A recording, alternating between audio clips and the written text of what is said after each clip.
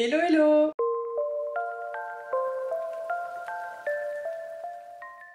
J'espère que vous allez tous très bien. Aujourd'hui, on se retrouve pour le book haul du mois d'octobre et il y a de quoi faire. Ça faisait un petit moment que je vous avais pas fait de book haul. Je crois que le dernier c'était pendant ma grossesse et il y avait eu beaucoup de livres. Et là sur le mois d'octobre, il y en a eu pas mal que j'ai acheté moi ou qu'on m'a offert. Donc je vous propose qu'on commence sans plus tarder. Et je vais commencer par un livre que mon chéri m'a offert suite à un petit caprice, je vous l'avoue. Et il s'agit des chroniques d'Éphéméria de Céléa Blossom et c'est publié chez les éditions du Saule. Si vous avez vu mon vlog sur la lecture du Pont des Tempêtes, vous avez du coup déjà vu ce livre puisque je l'ai unboxé dans le vlog. Et c'est un livre qui à la base m'a été envoyé en numérique par les éditions du Saule en service de presse. Et comme en numérique j'avais un petit peu de mal à le lire parce que je voyais pas l'évolution de ma lecture et que du coup j'avais l'impression que j'allais mettre 3 ans à le lire, donc ça me décourageait de fou. Alors qu'en soi je savais que j'allais plutôt bien apprécier cette histoire. Du coup je me suis dit que j'allais me l'acheter et mon chéri m'a dit non mais t'inquiète pas, je vais te l'acheter. Le voici, le voilà. Donc celui-là je l'ai déjà lu et je l'ai même d'ailleurs déjà chroniqué sur mon Booksta, si jamais vous avez tout en barre d'infos, si ça vous intéresse. Et pour que ce soit plus simple, je me répète beaucoup dans mes dernières vidéos, mais j'ai beaucoup de mal avec la mémoire en ce moment, donc vous faire un résumé en soi, je me rappelle de ce que j'ai lu, je m'en rappelle très bien parce que c'est une lecture qui date pas d'il y a très longtemps, je l'ai fini là il y a quelques jours, quelques semaines, donc c'est encore tout frais, mais j'ai du mal à faire des résumés en ce moment, je me perds un peu, j'ai pas les mots, enfin c'est un peu compliqué pour moi de parler et de me souvenir en ce moment depuis que j'ai accouché, c'est catastrophique de ce côté-là. Du coup je préfère vous lire la 4e de couverture. Sur Éphéméria, les humains contrôlent le Wa, l'énergie présente au cœur de la nature. Pour déployer pleinement ses capacités végétales et devenir la prochaine guérisseuse de son village, Edenis entame son voyage d'apprentissage vers le mont Shizen, mais la nature se révèle parfois impitoyable. Alors que l'équilibre de leur monde semble menacé, une mystérieuse inconnue lui apparaît en rêve. Qui est cette femme et qu'attend-elle d'Edenis? Au fil des rencontres, des questionnements et des bouleversements naturels, sa sensibilité est mise à l'épreuve. Et si son périple allait bien au-delà de la révélation de son Wa? Dans ce monde où les forces de la nature se mêlent aux destinées humaines, les choix de chacun décideront de l'avenir d'Éphéméria. Donc voilà, un des premiers livres que j'ai reçus sur ce mois d'octobre du coup. Ensuite, un petit livre que j'ai trouvé en boîte à livres, il s'agit de La librairie disparue d'Evie Woods, c'est chez les éditions J'ai lu. En 1921, la jeune Opaline fuit Londres et le mariage arrangé qu'on veut lui imposer. Passionnée depuis toujours par la littérature, elle se réfugie à Dublin où elle transforme une vieille boutique en librairie spécialisée dans les textes anciens. Des années plus tard, le chemin de Martha, qui tente de refaire sa vie après avoir échappé à un mari violent, croise celui de Henry, un étudiant à la recherche d'une librairie disparue. Intriguée, Martha décide d'aider cet homme étrange à découvrir ce qui est arrivé à la propriétaire des lieux, Opaline. Entre les branches d'un arbre qui s'obstine à pousser dans un sous-sol, des pages qui chuchotent et des livres qui apparaissent sur les étagères, sans que personne les y ait posés, la librairie disparue recèle bien des mystères et des merveilles. Du coup voilà, il m'intriguait trop, il a l'air trop mignon, trop cosy. Du coup voilà. J'ai pas pu m'en empêcher. Toujours dans les livres que vous avez dû voir dans le dernier vlog lecture et dans les livres que je me suis procuré, nous avons le roman Juste à l'équilibre de Mélanie Théo et c'est en auto-édition. Donc celui-ci, pour la petite anecdote, on a fait une petite journée en librairie avec mon chéri et elle était en dédicace dans une de mes librairies préférées pour faire découvrir son roman. Justement, c'est son tout premier roman et évidemment elle m'a attrapée dans ses filets. Et donc on est sur un roman feel good. À l'aube de ses 30 ans, Bénédicte semble avoir tout pour elle, une bonne situation professionnelle et une relation stable avec son conjoint. Mais en réalité, son existence est contraignante et étouffée par la routine d'un couple devenu fade. Son unique échappatoire, c'est Lady, sa fidèle compagne à 4 pattes, avec qui elle pratique leur passion commune, les parcours de sport canins d'agility. Cependant, le destin a prévu un autre chemin pour Bénédicte. Lors d'une conférence, elle croise le regard de Damien, un homme mystérieux qui va bouleverser sa vie. Une étincelle se déclenche et tout bascule bascule. Découvrez comment Bénédicte trouve son équilibre dans un monde de possibilités inattendues. Donc voilà, l'autrice m'a eu, c'est une femme ultra solaire, ultra souriante. Elle m'a trop bien vendu son roman et puis même dans le résumé, ça m'a intriguée. J'ai même un petit marque-page dédicacé et du coup elle m'a fait une petite dédicace parce que c'était tout le but de sa visite dans la librairie. Du coup voilà, en plus il est court, c'est écrit plutôt gros, c'est quand même vachement aéré, donc je pense que ça va se lire très très vite et j'ai hâte de le découvrir celui-là. Je me suis pris les 5 tomes de la nouvelle édition de la saga Twilight, donc c'est la nouvelle édition qui est sortie pour les 20 ans de la saga. Il y a aussi un collector qui est sorti en même temps que les poches. Le collector n'est que sur le tome 1 et j'ai vraiment hésité à le prendre, mais je me suis arrêtée sur ces 5 tomes qui sont magnifiques, disons-le. J'adore les illustrations. Je vais vous montrer la première.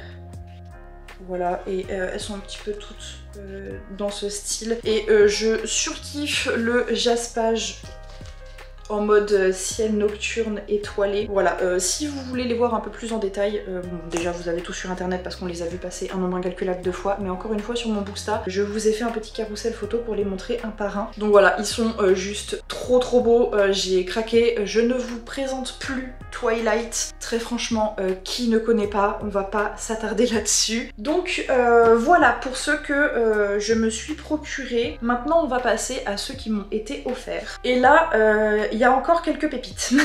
Du coup, ceux qui m'ont été offerts, là, tous ceux que je vais vous présenter, il y en a 3, 4, 5. Ce sont 5 livres qui m'ont été offerts par mon meilleur ami, qui est venu nous rendre visite dans le mois d'octobre. Merci beaucoup.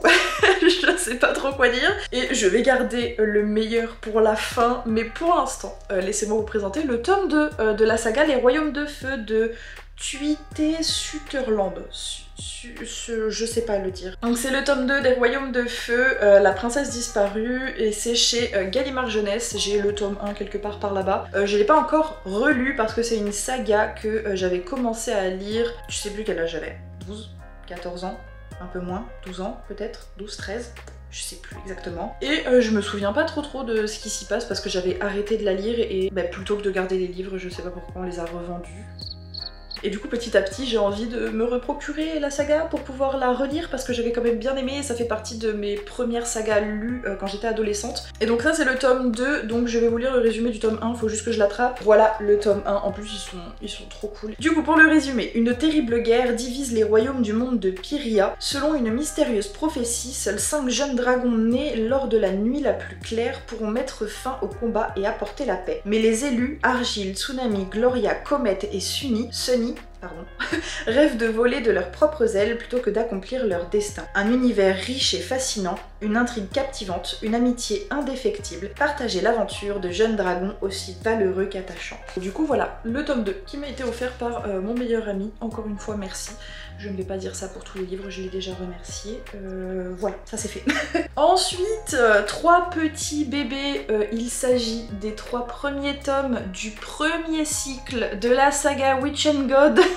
Parce que j'avais ouvert en livre mystère le premier tome du 2e cycle de la saga Witch and God. On peut les lire séparément, le premier cycle et le 2e cycle de la saga, mais c'est quand même mieux de lire le premier d'abord parce que y a des petites refs dans le second cycle en rapport avec le premier et du coup pour qu'on soit un peu moins perdu c'est quand même mieux. Mais j'ai quand même très bien réussi à lire le premier tome sans avoir lu le premier cycle. J'ai extrêmement hâte de les lire parce que j'avais adoré le tome 1 du second cycle. Et donc je vais vous lire le résumé du premier tome. Donc le premier tome du premier cycle c'est Ella la promise. Ella est une jeune sorcière sans don, enjouée et pétillante, vivant tranquillement dans le monde des humains. Cette année, elle assiste aux côtés de ses 2 puissantes sœurs à la fête de la communauté des sorcières. Mais cette édition est particulière, les sorcières et les dieux ont décidé de faire cesser le conflit qui perdure entre eux depuis des décennies. Pour sceller cette paix, ils organisent un mariage entre un représentant de chaque communauté. Ella est outrée d'apprendre que sa sœur est la sorcière désignée pour cette union, et plus encore lorsque le maître des dieux, Zeus, présente le futur marié, son petit-fils Démos, dieu de la terreur. Froid et arrogant, ce dernier cache une forme aussi sombre que dévastatrice. Mais Démos bouleverse les négociations en désignant lui-même la promise qu'il a choisie, la sorcière sans don à laquelle personne ne s'attendait, est là. Du coup, en lisant le premier tome du second cycle, bah forcément ça m'a un peu spoil tout le premier cycle et